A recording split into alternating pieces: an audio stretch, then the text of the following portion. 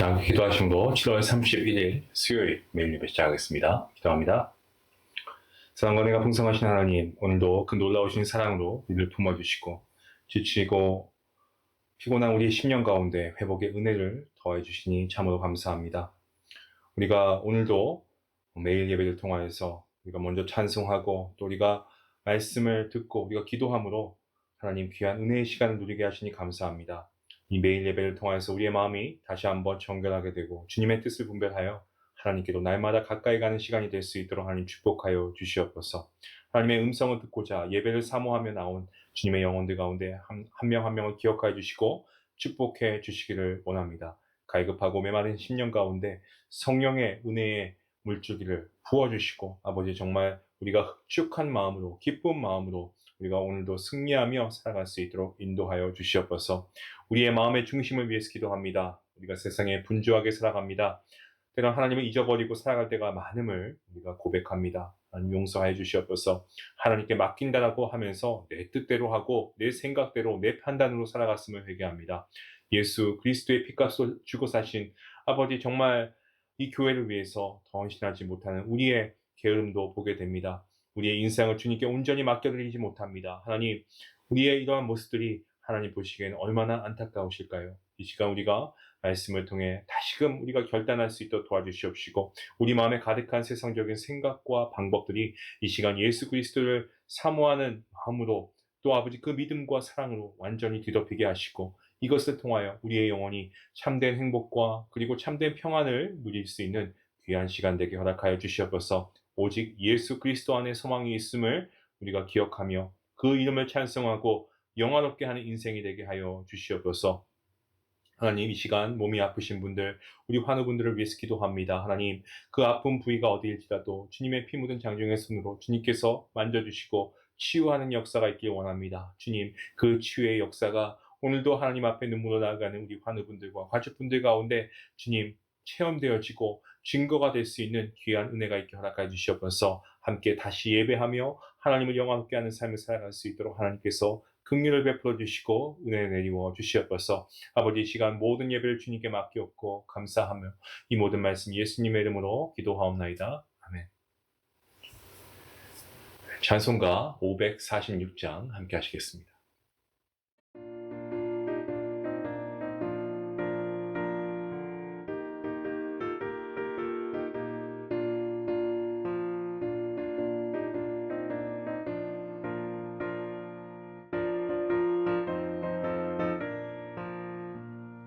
주님 약속하신 말씀 위에서 영원토록 주를 찬송하리라. 소리 높여 주께 영광 돌리며 약속 믿고 굳게 서리라. 약속 믿고 굳게 서리. 영원하신 말씀 위에 굳게 서리. 말씀 위에 그 말씀 위에 굳게 서리라. 주님 약속하신 말씀 위에서 세상 염려 내게 엄습할 때에 용감하게 힘써 싸워 이기며 약속 믿고 굳게 서리라. 굳게 서리. 영원하신 말씀 위에 굳게 서리. 말씀 위에 서리. 그 말씀 위에 굳게 서리라.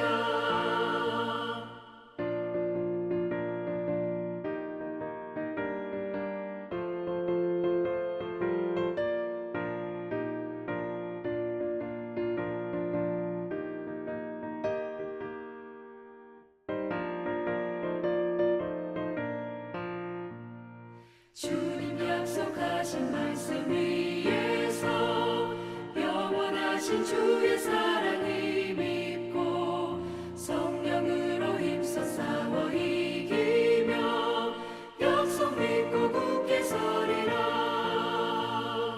굳게 서리. 영원하신 말씀 위에 굳게 서리. 계서리 말씀 위에 서리 그 말씀 위에 굳게 서리라 주님 약속하신 말씀 위에서 성령 인도하는 대로 행하며 주님 품에 항상 안식 얻으며 약속 믿고 굳게 서리라 약속 믿고 굳게 서리 영원하신 말씀 위에 굳게 서리 말씀 위에 굳게 서 그 말씀 위에 굳게 서리라 오늘 말씀은 열왕기하 17장 34절부터 41절까지 말씀입니다. 함께 말씀을 읽겠습니다. 34절 말씀부터 함께 봅니다. 그들이 오늘까지 이전 풍속대로 행하여 여호와를 경외하지 아니하며 또 여호와께서 이스라엘이라 이름을 주신 야곱의 자손에게 명령하신 율례와 법도와 율법과 계명을 준행하지 아니하는도다. 옛적에 여호와께서 야곱의 자손에게 언약을 세우시고 그들에게 명령하여 이르시되 너희는 다른 신을 경외하지 말며 그를 경배하지 말며 그를 섬기지 말며 그에게 제사하지 말고 오직 큰 능력과 편팔로 너희를 애굽에서 인도하여 내신 여호와만 경외하여 그를 예배하며 그에게 제사를 드릴 것이며 또 여호와가 너희를 위하여 기록한 율례와 법도와 율법과 계명을 지켜 영원히 행하고 다른 신들을 경외하지 말며 또 내가 너희와 세운 언약을 잊지 말며 다른 신들을 경외하지 말고 오직 너희 하나님 여호와만을 경외하라. 그가 너희를 모든 원수의 손에서 건져내리라 하셨으나 그러나 그들이 듣지 아니하고 오히려 이전 풍속대로 행하였느니라. 이 여러 민족이 여호와를 경외하고 또 그 아로 새긴 우상을 섬기니 그들의 자자손손이 그들의 조상들이 행하던 대로 그들도 오늘까지 행하니라. 아멘. 북이스라엘의 멸망에 대해서 우리가 계속 보고 있습니다. 함락되죠. 잔악무도한 아스루. 이 아스루에게 정말 포로로 잡혀가게 되고 하맛과 또 멀리서 바벨론까지 사람을 강제로 거주시키긴 했지만 아무튼 그들이 함께 어울려 살면서 이 혼합 문화와 종교가 그들을 혼란스럽게 했습니다. 이제 북이스라엘 땅은 아스루의 지방 영토로 흡수가 되어서 혼합 문화가 발생하고 통혼은 일상이 되었습니다. 심지어 하나님과 우상을 겸해서 섬기던 사람들로 인해서 이 하나님의 신앙, 이 여호와 하나님의 신앙은 그냥 그저 아스루의 한 지방 종교? 그렇게 전락해 버리고 말았습니다. 이것이 사마리아가 훗날 단일 혈통을 자랑하는 유대인들에게 정말 개보다 못한 취급을 받는 이유입니다. 팔레스타인 땅에 살지만 이들은 이스라엘 사람이라고도 할 수 없고 그렇다고 완전히 아스루 사람이다라고도 할 수 없는 좀 애매한 그러한 사람들이 사마리아를 비롯한 북이스라엘 땅에 정착하게 된 것이죠. 사실 그 땅에 거주하던 사람의 혈통이 어떻든 문화가 어떻든 상관없습니다. 중요한 것은요, 하나님을 경외하는 것입니다. 하지만 본문 34절은 오늘까지 이전 풍속대로 행했다라고 이렇게 열왕기서 기자가 어떻게 보면 고발하고 있는 거죠. 이전의 풍속은 하나님과 이방신을 겸하여 섬기는 모습을 말하는 겁니다.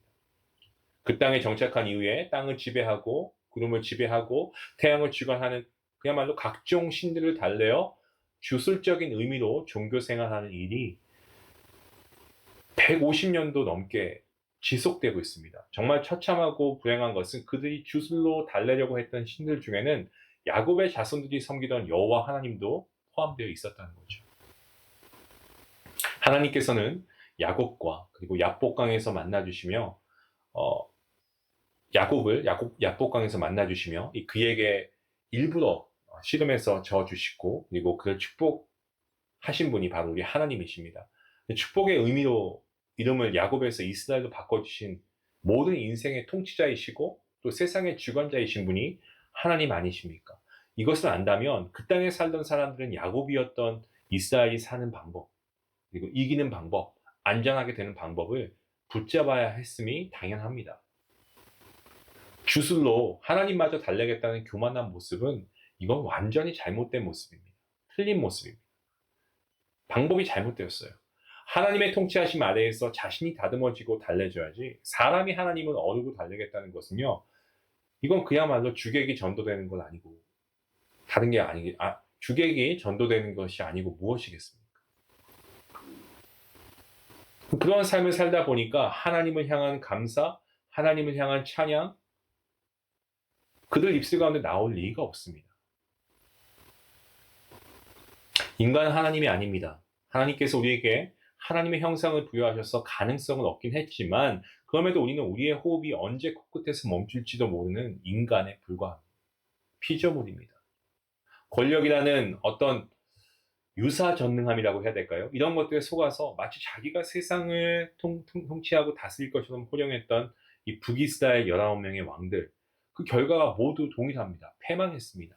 이것을 안다면 오늘 저와 여러분은 하나님의 허락하심 안에서만 주어지는 은혜임을 알아야 됩니다.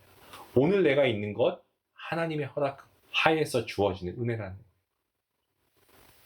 나의 현재는 불평할 일이 아니고 하나님께서 섭리하신 최고의 순간임을 우리가 믿음으로 고백해야 됩니다. 하나님마저 입맛대로 우리가 조종하고 달래려고 하는 교만에서 내려와서 주님의 하나님의 통치하심과 다스림을 기다리는 겸손한 백성들이 될 때 비로소 진정한 감사와 찬양은 하나님께 드릴 수 있게 되는 것입니다.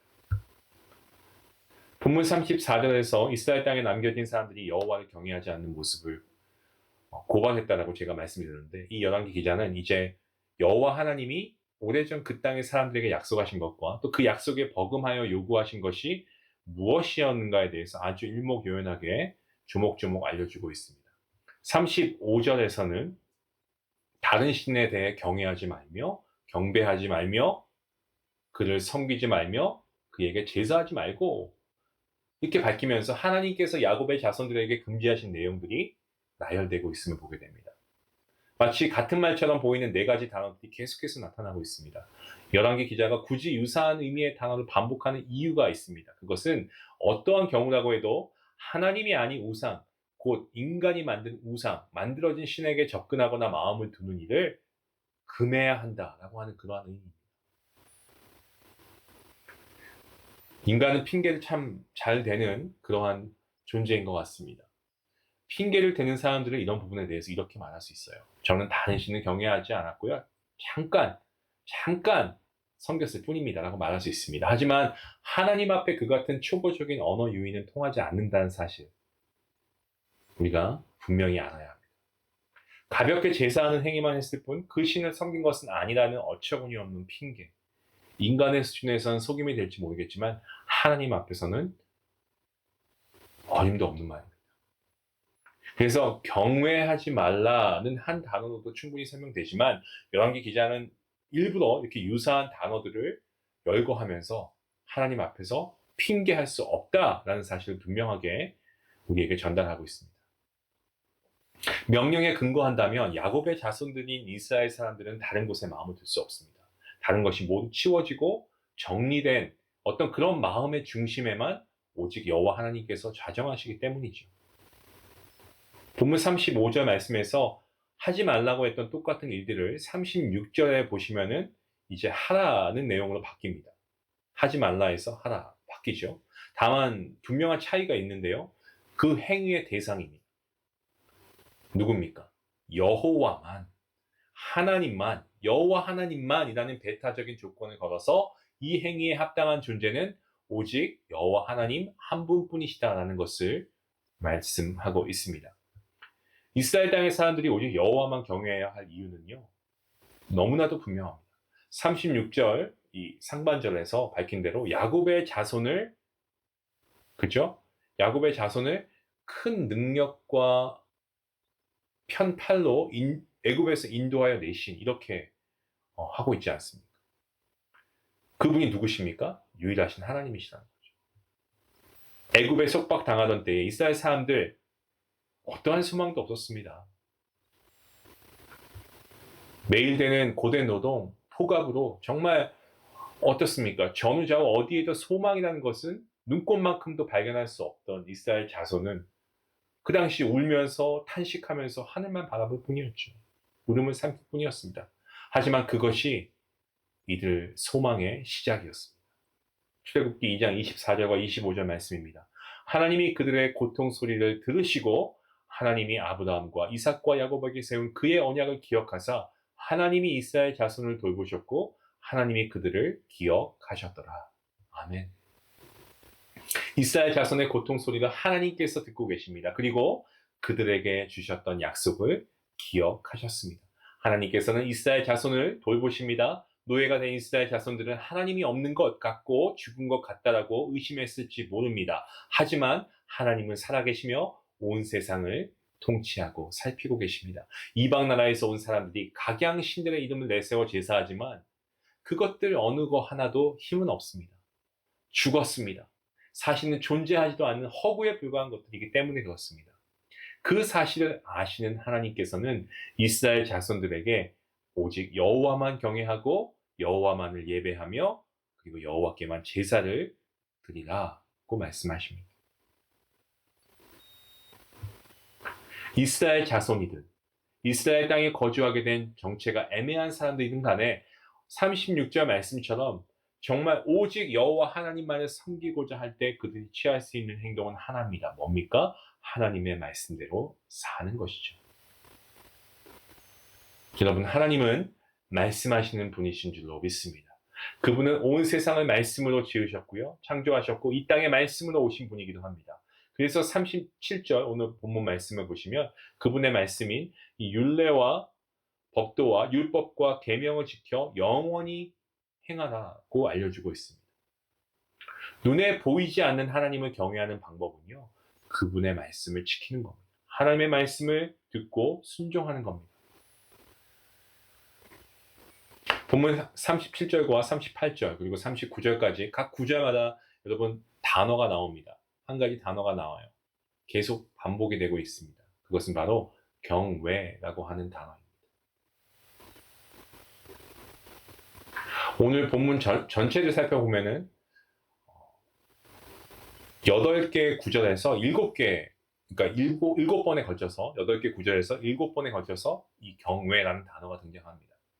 우리가 알고 있는 이 경외는 원문을 살펴보면 히브리어 야레라고 하는 이 히브리어에서 나온 말인데 구약 성경에서만 435번이나 사용되었습니다. 이 단어를 우리가 다양한 의미로 해석할 수 있지만 중요한 것은요. 두려워하다라는 의미를 내포하고 있다는 거 우리가 알고 있죠. 두려워하다, 경외하다. 우리가 이 뜻을 조금 더 깊이 살펴보면 은혜가 되는데요. 사도 바울이 이런 말씀을 했습니다. 빌립보서 2장 12절에서 이렇게 기록하고 있습니다. 그러므로 나의 사랑하는 자들아 너희가 나 있을 때뿐 아니라 더욱 지금 나 없을 때에도 항상 복종하여 두렵고 떨림으로 너희 구원을 이루라. 편지이죠. 바울은 빌립보 교회 성도들이 하나님을 두려워하는 마음을 놓지 않기를 누구보다 바랬습니다. 이것은 하나님이 두려워서 그분과 그분의 말씀을 멀리하라는 의미가 아니고요. 하나님의 말씀을 정말 소중히 다루고 하나님의 말씀 지키기에 늘 자기 자신을 가다듬으라는 거예요.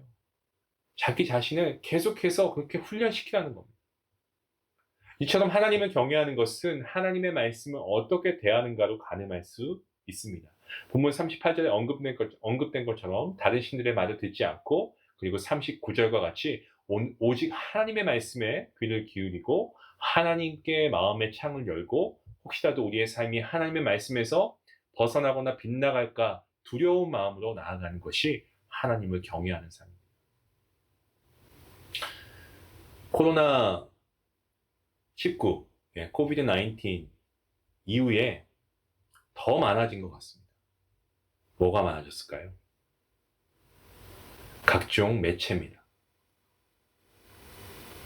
말씀도 예외는 아니에요. 이전과 비교하면 상상도 없을 만큼 각종 매체를 통해서 말씀을 접할 기회가 너무나 많고 너무 쉽습니다. 어떤 방식으로든 하나님 말씀 가까이 하는 일, 좋은 징조입니다. 하지만 말씀을 접할 기회가 쉬워지니까 이에 대한 부작용이 발생한다는 게 문제이죠. 사이드 이펙트가 있습니다. 뭡니까? 말씀을 가볍게 대하는 삶의 태도가 그것입니다. 왜냐하면 말씀이 넘쳐나거든요. 그러니까 말씀을 가벼이 여기는 겁니다. 참으로 하나님을 경외하는 삶의 태도는 말씀을 손쉽게 듣는 것에 국한되지 않습니다, 여러분. 들은 말씀대로 내가 살고 있는가 늘 점검하고요.